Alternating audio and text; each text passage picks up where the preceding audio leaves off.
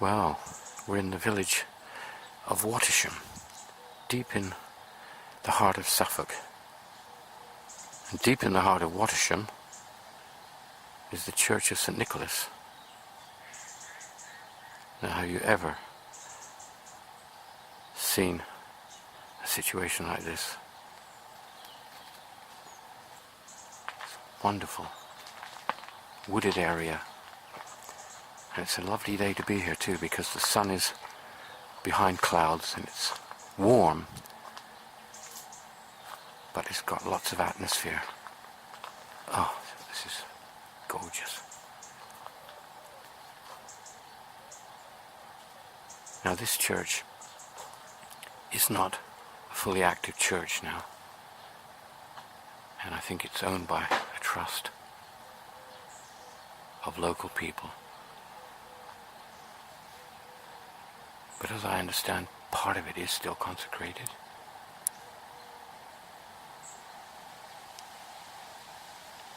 And the church is locked. But the people that look after it have kindly given us a key and allowed us to film it. Oh, it's wonderful. Look at that. Tower. Now, this churchyard is full of old graves and overgrown in places.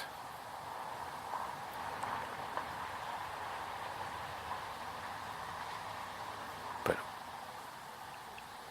parts of it are left to nature and they're just beautiful.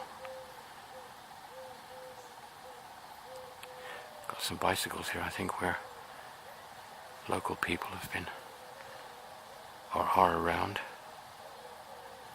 because I think this area is used by people locally. There's some old headstones here under the tree.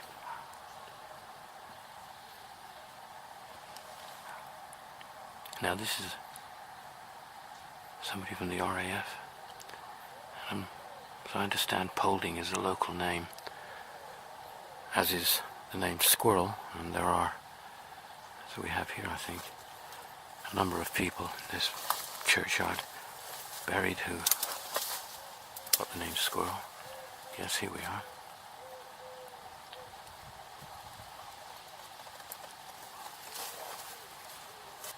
So in this part of the churchyard you can see that it's been left to nature, and it's wonderful, wonderful. Look at this. I just love all this, these old headstones full of history, and they're just left here as a permanent reminder in the ever-changing face of nature, which is growing around them and changing. And then here we look up, and what do we find is beautiful old church. All the facing has been rendered, and you see all the repairs that have been made over the years.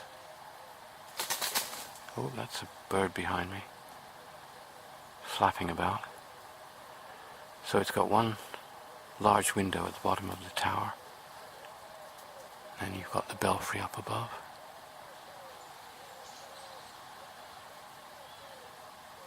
Small staircase there at the side by the little tower sticking out. You can see here, there's bicycles there where people are around. We've got the main area, which has been kept very well by the look of it. And then on the sides, it's glorious. I mean, the atmosphere is wonderful. Looks like there's a path going off there across possibly a little stream. I haven't been there yet. Have a look around the other side. So here, at this side of the church, get a lovely view of the tower. amazing. It's a real beautiful picture. In fact, everywhere you look here is a glorious picture. Look at this. We're in the shadow of another tree and all these crosses and old headstones.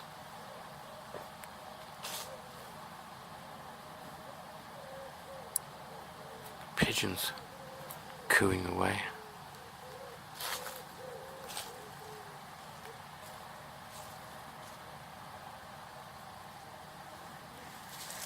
You can get a good view here of the porch, which is very unusual. An old wooden door, but the little barge board effect under the pitch roof is unusual. There's brick with flint, knapped flint inserts that are in the form of crosses. Now that's really unusual, and it's not something that we've seen in a church before, and that is a dormer window.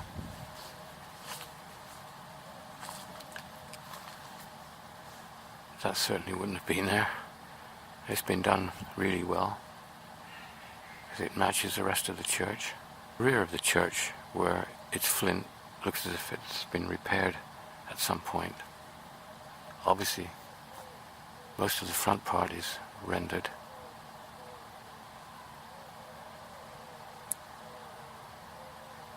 It's a really romantic looking church. It's got a wheelie bin. Let's have a look around here. So the rear of the church, where the altar would be, has a large window which is stained glass, and it's been rendered and repaired. I think the flint on that side, as I said before, has been repointed or possibly relaid, but the rest is just render. It's a gorgeous little porch. It's just so sweet. Just a very, very unusual church. This is just so much atmosphere. Of course, with all the trees, there's birds everywhere, and they're flying about where I'm disturbing them. So we can see the church from this corner, and you can appreciate how well it's looked after, because the grass is all nicely cut here. And though a lot of it is left to wilderness, it's actually in a controlled fashion, because this church is well cared for and it's used regularly, by the look of it, by the local community.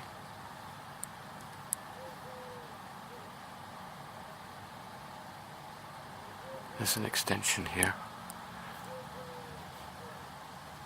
We'll just have a walk around the side.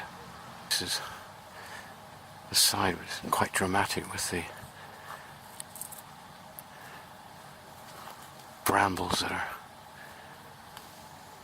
driving themselves down from above.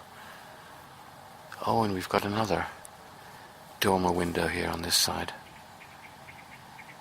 and window underneath, and all of that looks as if it's been repaired or rebuilt recently. Flowers here under the tree, and a more recent headstone there. I think some people are still being buried here, even though this church is not fully used as a church. There's another entrance here. An old sign board. And then we've got this entrance where there's a pathway that would be the main one going out to the road, I guess. Well, that goes through more wilderness. Probably not used now.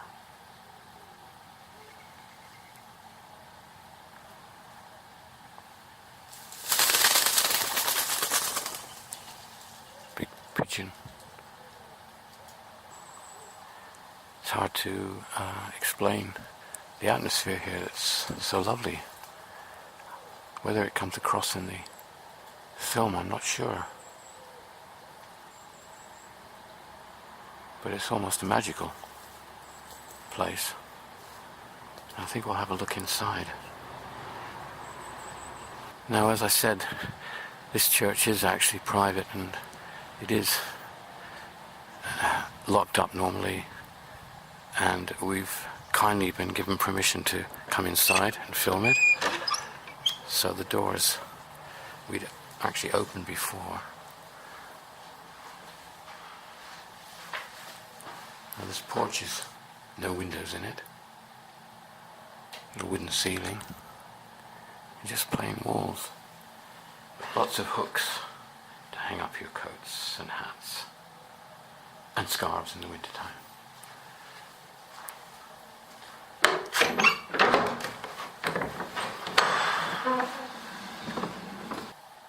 Right, well the first thing we see when we turn into the church is the old font. Now, I suspect it's been moved from its original position because this church has been completely, well not completely, but it has been adapted, shall we say, for community use. But at this end where the font would have been, or is, the flooring has all been covered over with a more suitable surface for community use. I suspect the original floor is underneath, and there's lots of bits and pieces here for people having meetings and parties and so on. But putting that aside and looking at the church, most of it is actually still intact. There's a wonderful arch, look at that. The walls are painted a lovely cream, and they've left the stone accented. The ceiling itself, the wooden beams have been left, and there are magnificent shields. Now, I'm not sure whether that's been done recently or whether it was like that when the church was being used as a church. Here at the bottom of the tower, where the bell pulls would have been, I guess there is no bell pulls at the moment. The stained glass window at the end looks in remarkable condition. This is lovely here. There is a little door here. I assume that goes to the little tower where you can go up into the belfry.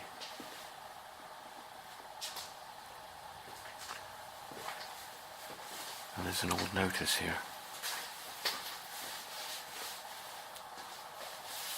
This inscription serves to authenticate the truth of a singular calamity which suddenly happened to a poor family in this parish, of which 6 persons lost their feet by a mortification not to be accounted for. A full narrative of their case is recorded in the parish register in transactions for 1762. Wow, that's amazing and intriguing, because we must know more about that, I guess. I've never seen anything like that in the church before. Amazing. What a wonderful piece of history. Sad though. So, we'll go back down the church and remember that we must see beyond the modern bits and pieces that are here and look at the rest of the church, which is just basically unaltered. This is the entrance, which presumably is not really being used now. It's got curtains across to keep the draft out. That's flanked there by a delightful stained glass window. I mean, it's a really delicate window. A lovely shape to the top. It's a lovely window. It looks very Victorian. Now, obviously there are no pews here, and not the original floor. So we've got tables for community use. We just turn the lights on to help give a bit of light in here. This window, look at that. Oh, I do love that, that's beautiful. As stained glass windows go, that's in the top 10, I think. It's got a lovely arched alcove. I say, we've got shields everywhere. Now here we can see the two dormers. Now I don't know when they were done and whether they were done when this church was taken over by the community or not, but they've certainly been done well. They fit in very well. They don't look out of place even on the outside, and certainly they look in keeping on the inside.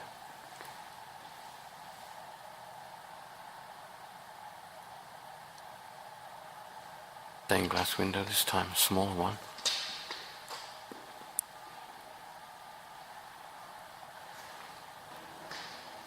And here, where the altar would be, apparently is the grave of a previous priest.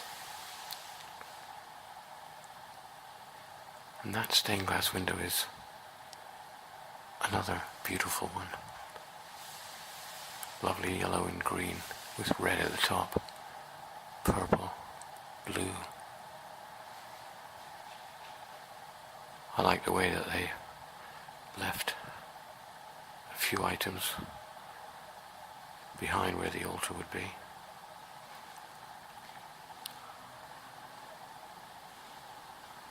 This is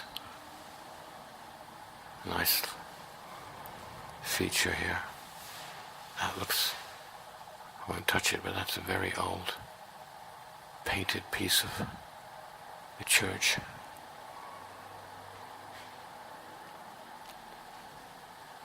It's lovely the way they've kept all the old parts of the church, so nothing really has been spoiled in this church at all. And it's lovely to see it being used.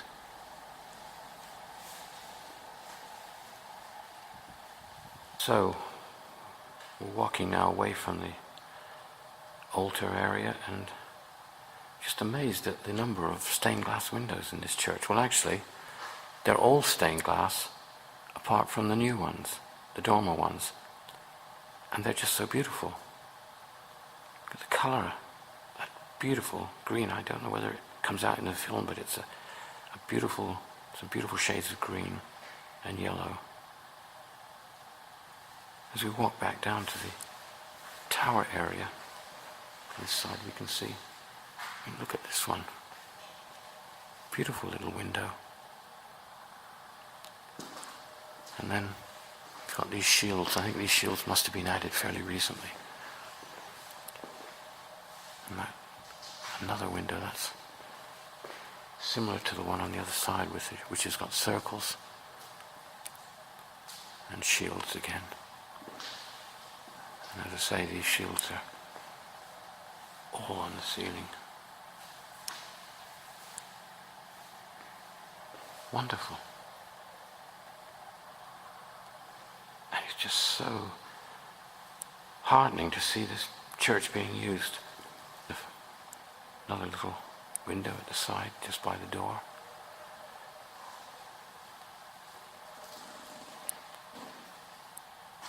Well, it's a final look at that church. So we'll turn the lights off. And we'll say goodbye to this church.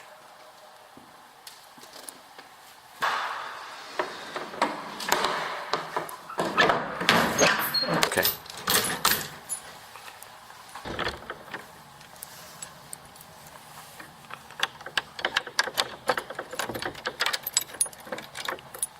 Well, this fairy tale church is St. Nicholas in Watersham. Just get a better view of it. Fairy tale indeed. What a beautiful church. And thanks to the people that allowed us to film it, we've got a record of it. Tremendous. Thank you very much.